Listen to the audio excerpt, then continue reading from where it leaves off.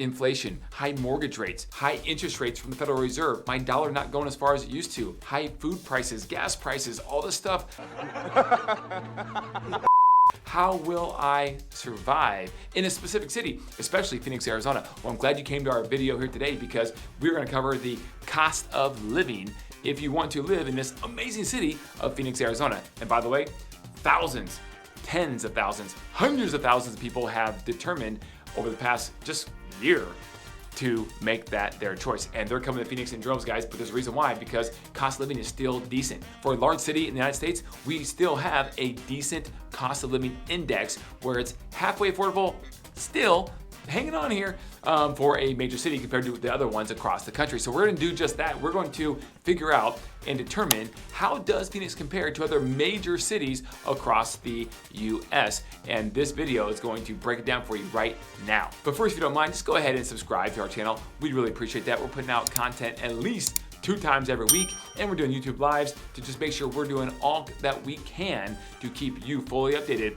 on everything Phoenix, Arizona. All right, guys, we're going to now jump into the cost of living 2023 style right here in Phoenix, Arizona. Can you afford to live here or can you not? We'll see how that's shaping up. So the average city that we're going to compare Phoenix against is the average city in the United States of America. And that index is going to be 100 in terms of right down the pipe for the average city for their cost of living on their index. So how does Phoenix compare to that? Well, I'm glad you asked. We're gonna take a couple categories here, actually more than that, and we're going to compare and contrast. So you ready? Let's go. Let's start with the good ones first. The categories that are actually below 100, meaning it's cheaper to live in Phoenix for these categories than the average US city. Number one is going to be groceries. That's right, Phoenix comes in at 97.3, just below the 100 mark for groceries. That includes the meats, the milk, eggs, veggies, fruits, and all those staples when it comes to groceries, things that you're gonna get almost every single time you go to the grocery store. And what I also thought I'd do is I compare these categories to what it's like living in the rest of the state of Arizona, because as a big city in Phoenix, you might think, I can't afford to live there because it's a big city. So I'm gonna go to a small town in Arizona, but I'd love to live in Phoenix. Well, we're gonna dispel or prove your thought process, right or wrong, on this video. So for that same category of groceries, the state of Arizona comes in at 96.1, which is actually just 1 point below the grocery index for Phoenix. The next category is healthcare. Healthcare comes in at 92.5 for Phoenix. That's right, it's actually very low, especially for the quality you get in Phoenix, because it is very good, guys. It truly is. It just so happens that the healthcare costs are lower for whatever the reason. I don't know why that is, they just are. But you have Banner Health, you have Honor Health, just to name a few, and then of course, the creme de la creme, Mayo. The Mayo Clinic and Hospital are located right here in Phoenix, and of course they have a campus in Jacksonville, Florida, and up in Rochester, Minnesota. But guys, to be one of 3 cities across the country that has the Mayo top-notch healthcare, that's pretty cool, and Phoenix has it, and still at 92.5 on the scale of affordability when it comes to cost of living for healthcare. The state of Arizona comes in at 97.3, so the state of Arizona is actually higher, about 5 points higher than Phoenix on healthcare cost of living. And then there's one category that comes in even across the entire country when comparing to other US cities, and that is the miscellaneous category. Well, what is that? I'm glad you asked. This includes things like repairs, restaurants, clothing, and entertainment, coming in right at 100.1 to be exact on the cost of living index for 2023 across the country. So guys, if you want those things and you want to know if it's affordable or not, Phoenix is right in line with everyone else. Okay, so now let's go to the categories that are above the average US city cost of living index. And the one that's gonna be no shock to anybody, that's housing. That's right, guys, housing is at 118 on the scale. So that is not good. Now, the state of Arizona is actually even worse at 119, believe it or not. So you could live in a house in Phoenix and it'll be just as affordable as anything else that you might find on average throughout the state in those smaller cities. So 118 is not great, it's not terrible, but it was in the low 100s just several years ago, and since COVID, it just exploded. And so the housing is more expensive. The median house price currently in Phoenix is $435,000. And for comparison purposes, on the rental side, the average rent on a price per square foot basis is $1.36 per square foot. So if you want to possibly rent in Phoenix, you take the house you're looking to potentially or would need to rent, times that by 1.36, and that's going to be the average rental price in Phoenix currently today. Next is utilities. Utilities you have to have if you are living in the house, whether you're renting or you are owning a house. So that comes in at 101.8. So pretty much in line with the national average, but a little bit higher. And primarily it's going to be because, you guessed it, electricity. You're going to run your AC a lot when it comes to be living in Phoenix, because it's going to be hot a good majority of the year. So you want to make sure it's nice and comfortable and cool. At least I do, especially at night.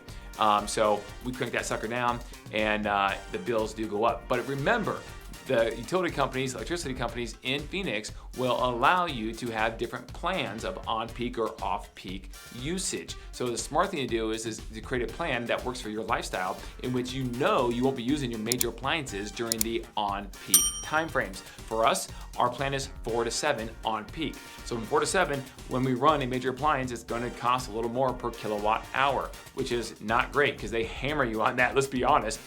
But when it's past or outside of 4 and 7, you can run the other major appliances, and it's gonna be a lot cheaper. So hopefully that works out for you. The other option would be on the electricity side is you can average your plan out for the whole year. So say you run a budget or you're on a fixed income and you want to keep your costs controlled on the electricity side, you can do that. You can actually average out your past 12 months of use, and your electricity bill will be the same every single month, whether you use a lot or a little throughout the year. So that's kind of cool too.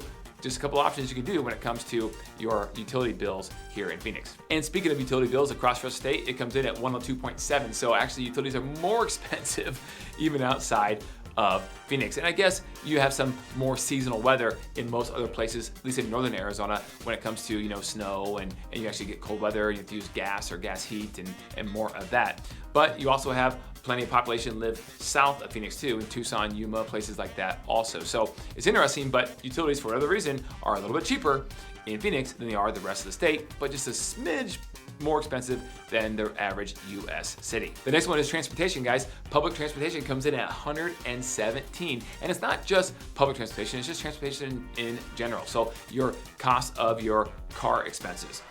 Your gas, the average gallon of gas actually in Arizona right now is $4.44, and for a mid-grade, it's $4.72, and for premium, it's pushing $5 a gallon.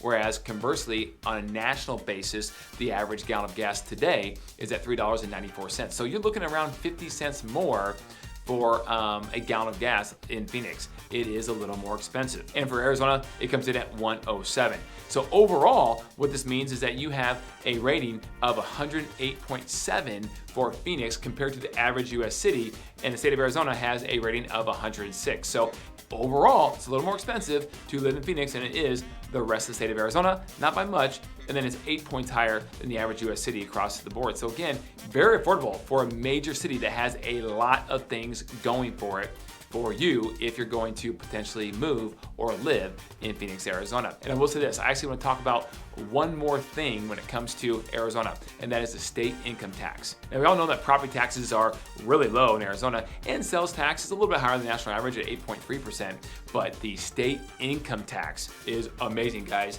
This is a huge update because the state income tax is a flat tax at 2.5% now. It is the lowest state tax percentage of any other state in the entire country that charges a sales tax. So at 2.5%, whether you make a lot, a little, you pay 2.5, and it's just real simple. So that started at the beginning here of 2023, and so that's been a huge booster to the economy for all these companies looking to move their businesses or parts of their businesses to the Phoenix area. So that's been a huge move, and the employment sector for Phoenix has really benefited with salaries increasing at a faster pace than they have in the past. Now, obviously, there's a lot more work to be done to have salaries increase at the same rate that costs have, especially when it comes to housing costs. So hopefully that gap continues to shrink as we move here into the future. So we'll keep you informed on that with other videos. So stay tuned to our channel and go ahead and subscribe, and make sure you don't miss out on any other videos that we do. If you want to see any more videos that we do, go ahead and click the playlist right here, and you will always be informed of many, many things and different topics that we're trying to cover on our YouTube channel. If you have any ideas of what you'd like us to do a video on, please comment below. We'd love to get the conversation going and hear what your thoughts are as well, and we'll be sure to put that in our queue to produce a top-notch video for that. Guys, last but not least, check us out on Instagram as well at Kelly Cook Homes. We're putting out daily content for your enjoyment as well. And don't forget to please call me, guys, at 480-660-5974. I would love to have a conversation with you and hear what you have going on, what questions you have, and help you no matter what it is, real estate related or not. So don't forget to call me.